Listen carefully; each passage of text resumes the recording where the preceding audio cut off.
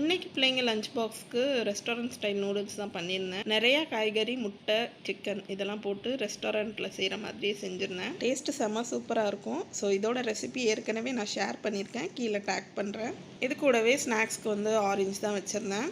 Orange 6, 5 ரெண்டையும் சேர்த்தா 11. இந்த ஆரஞ்சில் எப்போ உரிச்சாலுமே 11 சலம் இருக்கும். ஸோ இது வந்து எங்கள் அம்மா சொன்னது.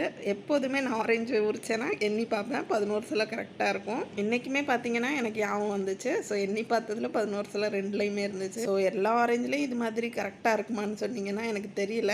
மோஸ்ட்லி நான் பார்த்ததில் 11 சலம் பார்த்துருக்கேன். இண்டிபெண்டன்ஸ் டே அப்போ பஜாரில் 2 பாட்டில் வாங்கியிருந்தேன்னு சொல்லியிருந்திருப்பேன். பாட்டில் வாங்கினதுலேருந்து ஜூஸ் போட்டு கேட்டுக்கிட்டே இருக்காங்க. நான் தான் மழையாக இருக்குன்னு சொல்லிட்டு ஒன்றும் கொடுக்காம இருந்தேன். ஸோ இன்றைக்கி கொஞ்சம் வெயிலாக இருந்தனால லெமன் ஜூஸ் போட்டிருந்தேன். ரெடி பண்ணி வச்சிருந்த லெமன் ஜூஸையுமே 2 பாட்டிலுமே ஊற்றிட்டு பேக் பண்ணியாச்சு. நூடுல்ஸ் நல்லா சூடாக இருந்தனால கொஞ்சம் நேரம் ஆற விட்டுட்டு அதுக்கப்புறமா தான் ஃப்ரூட்டை மேலே வச்சு மூடினேன். ஸோ இன்றைக்கான லஞ்ச் பாக்ஸ்மே பேக் பண்ணி பிள்ளைங்களை ஸ்கூலுக்கு அனுப்பியாச்சு. இதே மாதிரி இன்னொரு வீட்டில் சந்திக்கலாம். பாய்.